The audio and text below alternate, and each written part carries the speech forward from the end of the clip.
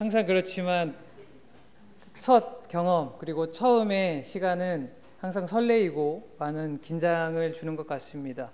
오늘 특별히 서울제일교회에서 이렇게 첫 설교를 하게 되어 목사님께서 처음 설교를 제안하신 한 2, 3주 전부터 지금까지 계속 설레고 떨리는 시간을 보내왔습니다. 부족한 저를 이 귀한 강단 위에서 말씀 증언을 할 수 있도록 인도하신 하나님께 먼저 감사와 찬양을 올립니다. 또한 제가 이 자리를 그리고 협동 목사로 주님의 몸된 서울제일교회를 섬길 수 있도록 배려해 주시고 또 품어주신 정원진 목사님과 당회원 이하 모든 성도님들께도 감사의 말씀을 다시 한번 전합니다. 우리는 오늘 대림절기 끝자락인 대림절 넷째 주간의 시작 자리에 있습니다. 교회력으로 따지자면 이제 본격적인 교회 절기들의 시작인 시기입니다. 세상적으로 보면 대림절의 시기는 한 해를 마무리하는 추수가 끝나고 대부분 많은 생명체들이 동면에 들어가는 추운 겨울 송구의 시기입니다. 또한 대림절의 기간은 어느 관점으로 보면 시작과 소망을 향한 기다림의 시기이자 또 다른 관점으로 보면 지난 한 해를 마무리하고 또 새해를 준비하는 시기입니다. 서로 다른 관점이지만 시작과 소망을 지향한다는 것을 우리는 알 수 있습니다. 모두가 잘 아시겠지만 대림절은 아기 예수님의 탄생을 소망하는 가운데 기다리는 시기이자 이 땅에 다시 오실 예수 그리스도를 소망하며 기다리는 시기입니다. 그리고 이 대림절은 아드벤투스라는 라틴어에서 유래된 어드벤트라고 불립니다. 이 어드벤트라는 단어는 내려온다, 도래한다 라는 뜻과 함께 무엇을 향하여 접근한다 라는 뜻을 또한 가지고 있습니다.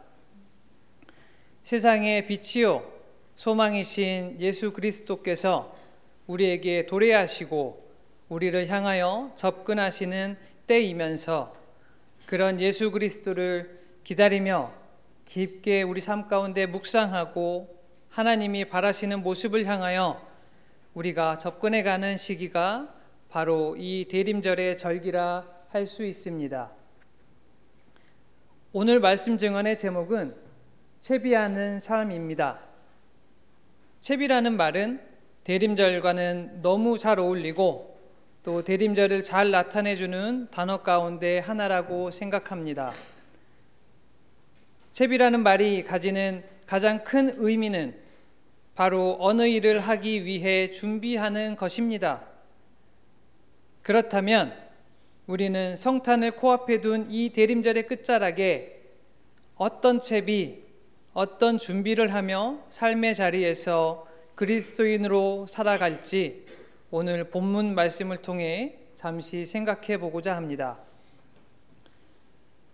오늘 본문 말씀인 예레미야 23장 말씀은 남유다 왕국이 바벨론에 의해 곧 완전한 멸망을 앞두고 있는 시점에 하나님께서 예레미야 선지자를 통해 어찌 보면 이스라엘 민족들에게 마지막 경고의 메시지를 남기고 계시는 상황입니다. 하나님께서 이스라엘 민족들을 심판하실 때마다 그 이유는 항상 무엇이었습니까? 하나님을 바르게 예배하지 못하고 그저 습관적으로 또 진정성이 없는 종교적이고 제의적인 하나의 의식이요 예식으로만 하나님께 예배한 것이 가장 중요한 심판의 주된 이유였습니다. 예배가 등한시되다 보니 자연스레 우상을 섬기게 되고 하나님의 가치를 따르고 추구하는 것이 아닌 자신과 세상의 가치를 따르고 또 추구하며 살아가게 되었습니다. 사랑보다는 미움과 시기, 질투가 많아지고 정의와 공의, 진리보다는 욕망과 쾌락을 또 쫓으며 지혜가 아닌 모략과 음모가 넘치게 되는 삶과 시대를 살아가게 된 것입니다. 오늘 본문 예레미야 23장은 남유다 왕국의 왕 시드기야의 시대입니다. 시드기야라는 이름의 뜻은 바로 여호와 우리의 공의입니다. 여호와 하나님이 우리의 공의임을 고백하며 또 선포해야 하는 삶을 살아가야 할 시드기야 왕 시대 때 주님의 공의와 정의는 바로 땅에 떨어졌습니다. 그렇기에 하나님께서는 참다 못해 심판하시겠다고 오늘 말씀하고 계십니다. 우리는 항상 하나님의 정의와 그리고 공의를 이야기합니다. 그리고 하나님의 공의를 이 땅에 이루기 위해 노력하자며 우리 서로 연대하고 또 투쟁합니다. 하지만 정작 하나님의 정의가 무엇이냐, 공의가 무엇이냐 물으면 그것에 대해 명확히 이야기하거나 답할 수 있는 사람은 그렇게 많지 않습니다. 어떤 일을 진행할 때 이루고자 하는 분명한 목표나 그것을 진행하는 명확한 목적이 있지 않으면 진행하는 그 일은 곧 방향성을 잃거나 또 퇴색되고 변질되어 버립니다.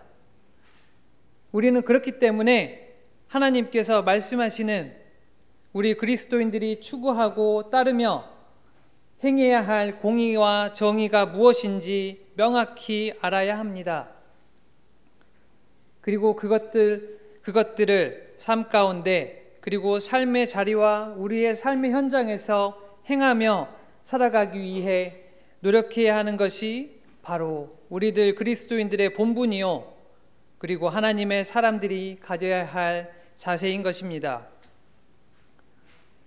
남유다 이스라엘 민족들에 대한 심판의 이유, 즉 하나님의 공의를 정확히 행하지 못한 것에 대한 말씀은 오늘 본문 1절에서 2절에 잘 나타나 있습니다. 바로 하나님께서 맡기신 하나님의 양떼들을 잘 보살피지 못하고 방치에 흩어지게 하고 또 그 가운데 위기와 어려움 속에 처하게 만들어 버렸기 때문입니다. 즉 우리에게 주신 사명, 청지기의 사명을 잘 감당하지 못했다는 것입니다. 사랑과 충성된 마음으로 맡겨진 양떼들을 돌보아야 하는데 자기 중심으로 또 자기 뱃속과 욕심만을 채웠습니다. 청지기는 자기 마음대로 자기가 하고 싶은 대로 일을 해나가면 안 됩니다. 청지기는 일을 믿고 맡긴 주인의 규칙을 잘 지키고 법도를 잘 따르며 그 안에 맡겨진 일들만을 충실히 행하며 나아가야 합니다. 우리는 성경 안에 청지기, 즉 주님의 일꾼이자 주의 종의 본분을 망각하거나 그 본질들이 변질되어 그 인생의 끝이 좋지 못한 여러 인물들을 잘 알고 있습니다. 이 시간 우리 스스로 다시 한번 나 자신의 삶을 돌아보면 좋겠습니다. 나는 주님께 신령과 진정으로 예배하는 삶을 살아가고 있는가? 또 주님께서 맡기신 청지기의 사명을 온전히 잘 감당하고 있는가? 내 뜻과 내 의지, 기준이 아닌 바로 주님의 말씀에 순종하며 주님의 공의와 정의를 바르게 알고 삶 가운데 실현해 나가고 있는지 말입니다. 이 대림절의 기간 주님 앞에 겸허히 나 자신을 내려놓고 돌아보는 저와 우리 모두가 되길 간절히 바랍니다. 주님께서 맡기신 사명을 잘 감당하기 위해 다시금 주님께 온전히 예배드리는 것에 힘쓰고 주님 말씀에 순종하고 다름 아닌 주님 음성에 민감히 귀 기울이며 주님의 뜻을 찾는 우리들의 삶이 되길 또한 간절히 소망합니다. 주님께서는 미가서 6장 8절을 통해 너 사람아 무엇이 착한 일인지를 주님께서 이미 말씀하셨다. 주님께서 너에게 요구하시는 것이 무엇인지도 이미 말씀하셨다. 오로지 공의를 실천하며 인자를 사랑하며 겸손히 내 하나님과 함께 행하는 것이 아니냐, 이렇게 말씀하십니다.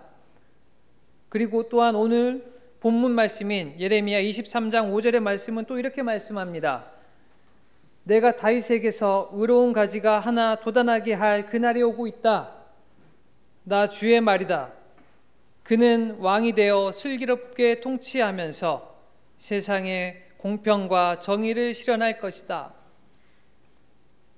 하나님께서는 이스라엘 민족들의 삶 전반에 걸쳐 아브라함, 이삭, 야곱, 요셉, 그리고 출애굽의 시대, 사사시대 등등의 시대를 거치며 계속해서 무엇이 하나님의 선이고 하나님의 공의가 무엇인지 이스라엘 민족들과 함께 하시며 나타내셨습니다. 그리고 그 말씀을 묵상하는 우리들에게도 보여주셨습니다. 그럼에도 불구하고 이스라엘 민족들과 우리들은 계속해서 내면의 완악함을 떨치지 못하고 죄의 악순환을 반복하며 살아갑니다. 이제 하나님께서는 방금 5절의 말씀을 통해 예수 그리스도의 오심을 약속하시고 그 예수 그리스도를 통해 세상에 공평과 정의를 실현하신다고 말씀하고 계십니다. 즉 그렇게도 하나님의 뜻과 마음을 못 깨닫는 완악한 우리들에게 예수님을 통해 우리가 이루어야 할, 우리가 보고 따르고 또 행해야 할 하나님의 공의와 정의를 보이시고 선포하신다는 것입니다. 그렇다면 예수님, 즉 예수 그리스도를 통해 알 수 있는 우리가 따르고 행해야 할 하나님의 공의와 정의는 바로 무엇입니까? 예수님은 무엇을 자신의 삶을 통해 우리에게 보이시고 또 가르치셨습니까? 바로 하나님에 대한 순종, 그리고 사랑과 섬김, 친교의 삶입니다. 이것이 예수 그리스도께서 선포하신 하나님 나라였고 하나님 나라의 복음이었습니다. 그리고 바로 예수 그리스도의 그런 하나님 나라의 복음 선포와 함께 십자가에서의 희생을 통한 하나님의 우리 사람과 세상 만물에 대한 사랑을 궁극적으로 또 명확히 이스라엘 민족들 그리고 우리들에게 보이셨습니다. 요한일서 4장 7절에서부터 사도 요한은 하나님은 사랑이시라고 고백하고 선포합니다. 우리가 지금 이 순간을 그리고 사랑하는 사람들과 함께 할 수 있는 것도, 예수님을 통한 은혜를 받은 것도, 그리고 우리 삶 전반에 걸쳐 하나님의 사랑이 아닌 것이 하나도 없다고 사도 요한은 말씀하고 있습니다. 예수 그리스도와 함께 사역하고 가르침을 받고 또 끝없이 부대낀 사도 요한의 말씀이고 고백이고 선포인 것입니다. 부단 사도 요한뿐이겠습니까?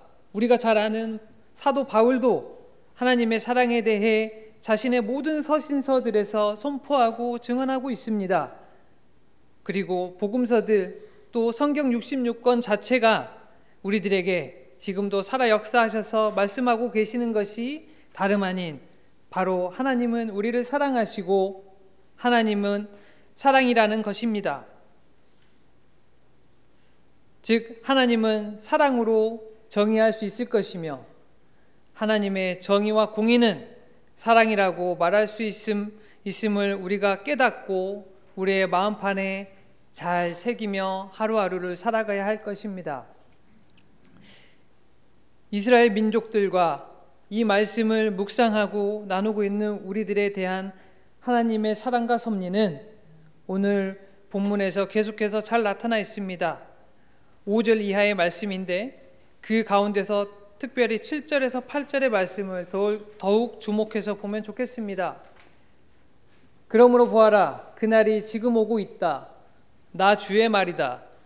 그때에는 사람들이 다시는 이스라엘 백성을 이집트 땅에서 이끌어내신 주의 살아계심을 두고 맹세하지 않고 그 대신에 이스라엘 지배의 자손이 쫓겨가서 살던 북녘 땅과 그 밖의 모든 나라에서 그들을 이끌어내신 주의 살아계심을 두고 맹세할 것이다. 그때에는 그들이 고향 땅에서 살 것이다. 예수 그리스도의 오심에 대한 약속과 예언은 물론이거니와 세상에 누가 심판에 대한 메시지를 남길 때 이렇게 이후의 구원과 그리고 또 희망의 메시지를 같이 남기고 던질 수 있겠습니까? 또 7절에서 8절에서 말씀하는 것처럼 이전에 우리가 경험했던 하나님, 출애굽의 하나님을 뛰어넘어 우리 모든 삶의 지경에서 함께 하시고 또 이끄시고 역사하시는 하나님으로 우리가 고백하게 하시겠다고 선포하시며 약속하고 계십니다. 그것에 대한 확증이며 결과가 마태복음 1장 23절의 임마누엘의 말씀이고 예수 그리스도를 통해 우리를 향한 하나님의 크신 사랑을 고백하고 계속해서 경험하게 하신다는 사실을 우리는 기억해야 합니다.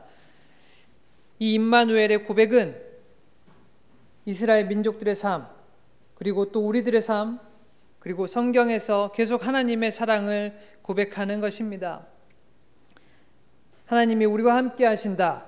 이 임마누엘의 고백은 시편에서 다윗을 비롯한 모든 시편 기자들의 고백에서도 그 전제가 되어집니다. 지금껏 우리가 여기 이만큼 살아 지내는 것도 모두 주님의 사랑과 은혜 덕분입니다. 이렇게 힘든 이 순간에도 우리와 함께 하시고 계속해서 동일한 사랑과 은혜로 함께하여 주시라는 하나님에 대한 소망과 신뢰의 고백과 찬양 또 탄원인 것입니다. 하나님의 공의, 하나님의 사랑과 은혜를 삶 가운데서 먼저 깊게 경험하고 고백하게 되는 우리들의 이 대림절의 삶이 되길 간절히 소망합니다. 사랑도 받아본 사람이 사랑할 수 있다는 말이 있습니다. 우리가 하나님의 공의와 정의를 전하고 선포하기 위해서는 먼저 우리들 삶 가운데 하나님의 극진하신 사랑이 먼저 경험되어야 한다는 것을 또한 믿으시길 바랍니다. 또한 임마누엘의 고백이 우리들 각자 한 사람 한 사람들의 진정한 삶의 고백이자 또한 선포가 되길 간절히 소망합니다. 성탄이 얼마 남지 않은 대림절 넷째 주일입니다. 하나님 나라를, 하나님의 공의와 사랑을 널리 전하고 선포하기 위해 예수 그리스도께서 오십니다. 우리는 그 주님을 기다립니다. 그렇기에 우리는 채비해야 합니다. 예수님을 통해 하나님의 공의와 사랑을 온전히 경험하기 위한 채비를 해야 합니다. 나를 둘러싼 세상의 때를 벗고 비워내고 그곳에 다른 것이 아닌 오직 주님의 공의와 사랑, 말씀과 성령께서 함께 하실 수 있도록 우리는 채비해야 합니다. 그리고 또 우리는 다른 채비를 해야 합니다. 주님의 공의와 사랑이 필요한 곳에 손길들에 그것을 전하고 선포하라는 주님의 부르심에 응답하고 언제든 나설 수 있는 채비를 해야 합니다. 주님은 언제 다시 우리에게 오실지, 언제 어느 곳으로 우리를 부르시고 보내실지 모르기 때문입니다. 그렇기에 주님께 진정한 예배자, 또 주님의 청지기로 주님 말씀과 사명을 순종으로 감당하는 우리가 되어야 할 것입니다. 주님의 공의 가운데 주님의 사랑을 경험하며 전하는 그리스도인들로 살아가는 우리가 되길 간절히 바랍니다. 남은 대림절의 기간 오실 주님을 기다리며 채비하는 삶, 주님의 공의와 사랑을 내가 경험하고 전하고 선포하며 살아가는 우리 모두의 삶이 되길 바라고, 이 연말연시 성탄과 기다림의 시절에 우리를 통한 하나님의 사랑과 온정이 필요한 가족 그리고 이웃, 삶의 자리를 섬기고 친교하며 살아가는 함께 예배드리는 우리 모두의 삶이 되길 간절히 소망합니다. 우리 잠시 침묵으로 기도하시도록 하겠습니다.